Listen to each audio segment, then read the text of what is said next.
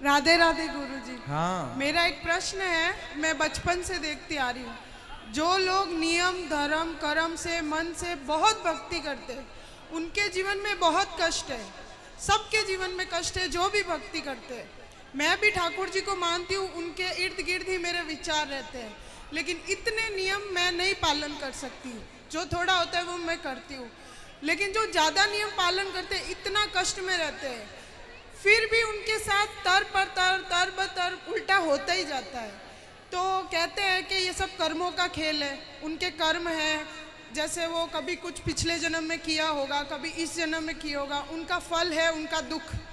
लेकिन मेरे को ये समझ नहीं आता कि जब कर्म करके फल लेना है, कर्म करके फल लेना है, तो वो भक्ति का उसमें क्या योगदान है, वही मेरे को। और जब भगवान कहते हैं कि मेरी आप भक्ति करोगे तो मैं हर चीज़ से आपको मुक्त कर दूंगा, आपके लिए जीवन आसान कर दूंगा, तो फिर कर्म का दोष कैसे लगेगा, मुझे वो समझ नहीं आता। वाह, सुंदर प्रश्न है, इसलिए ताली बजाओ। सब बैठो आप लोग। अच्छे प्रश्न पूछने चाहिए ऐसे जैसे इन्होंने पूछा। सब बैठो, पहले अगल बगल की बहनें सब बिठाओ। सुनो, इन्होंने पूछा है कि जब कर्म का ही फल भोगना है तो फिर भक्ति करने की क्या जरूरत है। सिंपल ये है। क्यों, सही है? अर्जुन भक्त थे कि नहीं? माइक ले लो, आगे पीछे की मैया बैठ जाओ। अर्जुन भक्त थे कि नहीं? जी। थे ना। लेकिन अर्जुन को भी 12 वर्ष का वनवास जाना पड़ा। 12 साल तक जंगल में रहना कोई सरल काम तो नहीं है। 1 साल अज्ञातवास, जंगल में रहना, किसी के दास दासी बन के रहना सरल काम तो नहीं है। जबकि अर्जुन जैसा भक्त कौन होगा? फिर भी उन्हें कष्ट उठाना पड़ा।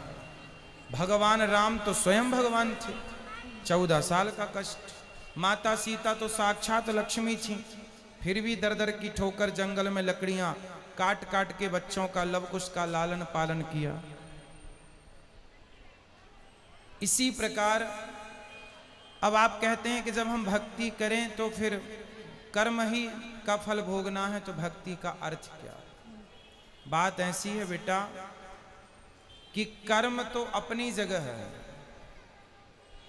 कर्म तो हमें भोगनी है, हमें भी भोगना है, आपको भी भोगना है।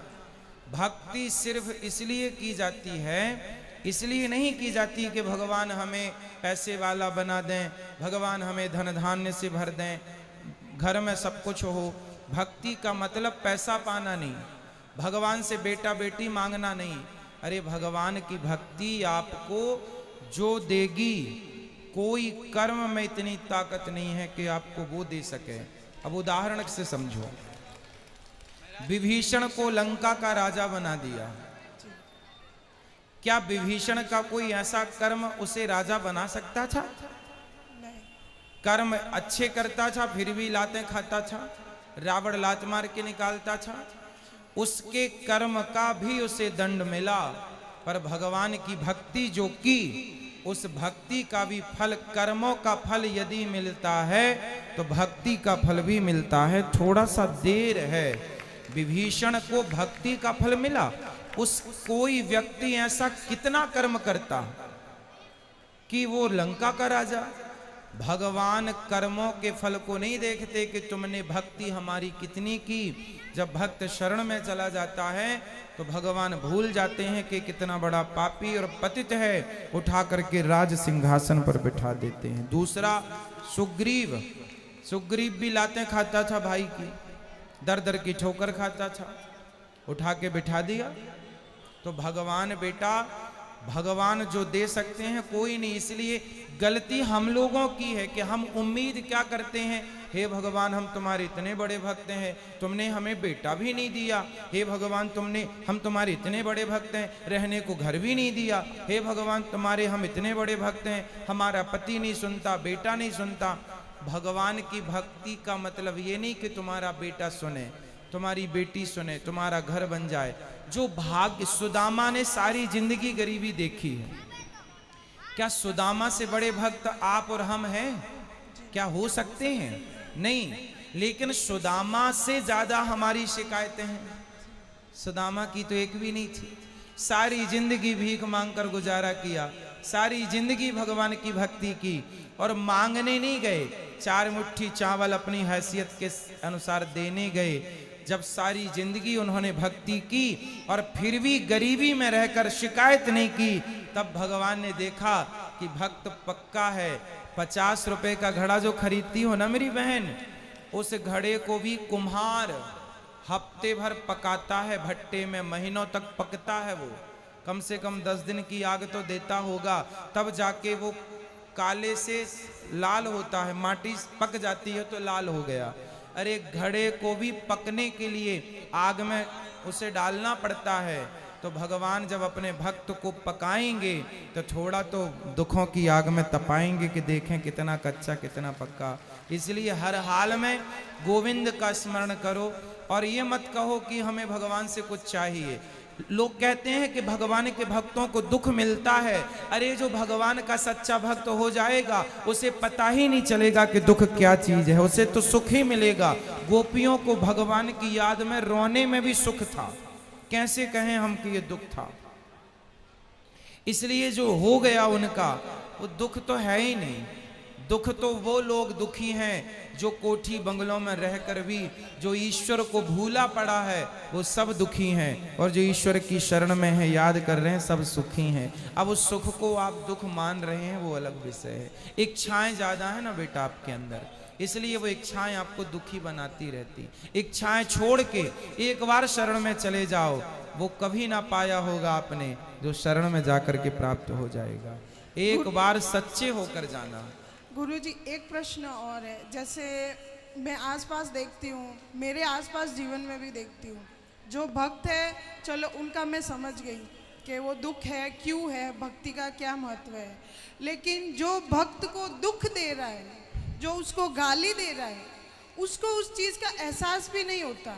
मुझे नहीं समझ आता वो क्या सोचता है, वो ऐसा क्यों करता है, और उसका पूरा जीवन अच्छे से चल रहा होता है और वो भक्त रो रहा होता है, और उसका पूरा जीवन अच्छे से चलेगा। अगर उसको सजा मिलेगी तो वो भी मरने से कुछ दिन पहले, तो उसका जीवन तो मज़े से गया, और भक्त का पूरा जीवन रोने में या कष्ट में तकलीफ में गया।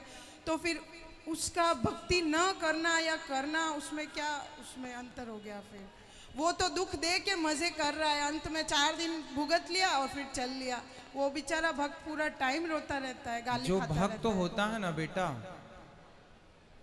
आप किसी भक्त को जाकर पत्थर मारिए, आप किसी भक्त को जाकर के लाठी और जूते से मारिए, तो मारने वाले की तरफ भक्त जब देखता है ना तो वो ईश्वर से प्रार्थना करने लगता है, हे भगवान इसने मुझे जूते मारे हैं, हे भगवान इसने मुझे पत्थर और लाठियां मारी हैं, हे भगवान इसे क्षमा कर देना।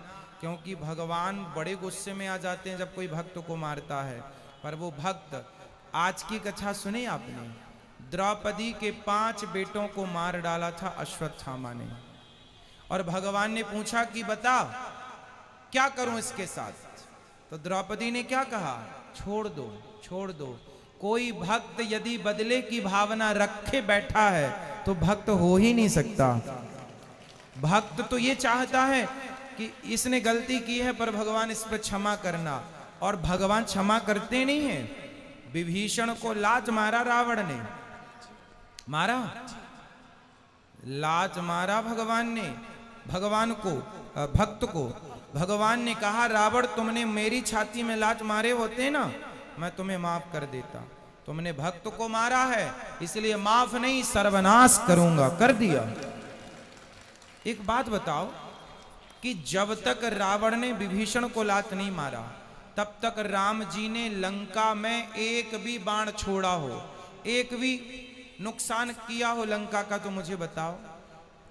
रावण ने सीता मां को चुराया, जयंत ने सीता मां के चरणों में चोंच मारी थी तो बाण छोड़ दिया था, त्रैलोक्य में जयंत को बचाने वाला नहीं मिला, चरणों में चोंच मारी थी केवल, और रावण तो पूरी सीता उठा कर ले गया।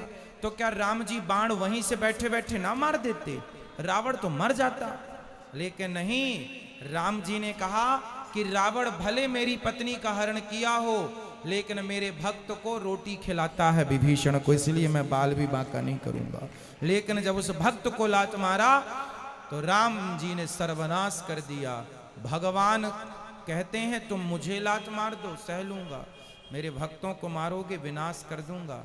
इसलिए मेरी बहन, आप जो कह रही हैं कि भक्तों का अपमान करके लोग मजे से रहते हैं, नहीं, उनको जब मिलेगा ना दंड, भगवान थोड़ा सा देर, God mills grind slow but sure, ईश्वर थोड़ा धीरे चक्की चलाते हैं।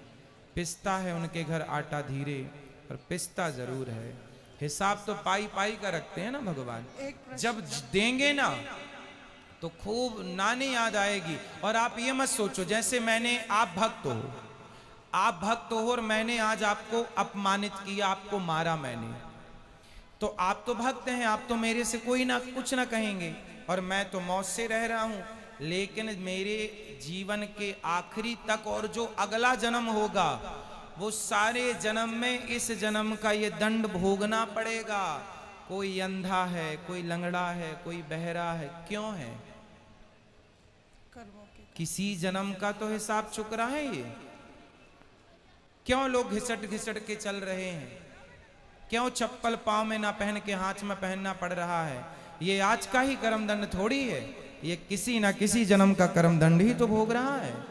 तो ईश्वर के घर देर है, अंधेर एक प्रश्न और लास्ट, जैसे भगवान कर्म की सजा देते हैं, उसको सजा मिल रही है, वो पूरा जीवन सजा ले रहा है, लेकिन उसको ये ज्ञात ही नहीं है कि उसको सजा क्यों मिल रही है और वो गाली दे रहा है, तो उस सजा का क्या फायदा? ज्ञान नहीं हो सकता बेटा, ये तुम्हारे और हमारे हाथ में नहीं है, यही तो ईश्वर के हाथ में है।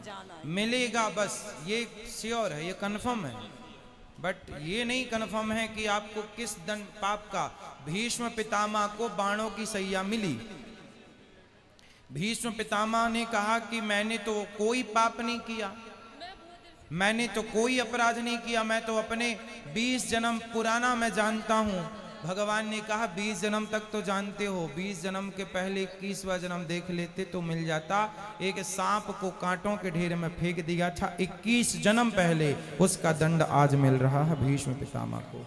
तो हमारी और आपकी सोच, हमारी और आपकी बुद्धि से ईश्वर का न्याय परे है। महाराज जी, जैसे मेरे जीवन में है, मेरे साथ कुछ बुरा होगा, कुछ समय के लिए बुरा लगेगा, लेकिन मैं सोचूंगी कि शायद ये मेरे कुछ कर्मों की सजा है, फिर मैं माफ़ी भी मांगूंगी, तो क्या मुझे वो माफ़ी मिलेगी उस भाव के साथ, उस फील के साथ? यदि हमने कोई अपराध किया हो और हम सिर्फ भगवान की शरण में चले जाएं, तो भगवान कहते हैं सन्मुख होहि जीव मोहि जबहि, जन्म कोटि अघनासहि तबहि, अघमेंस पाप।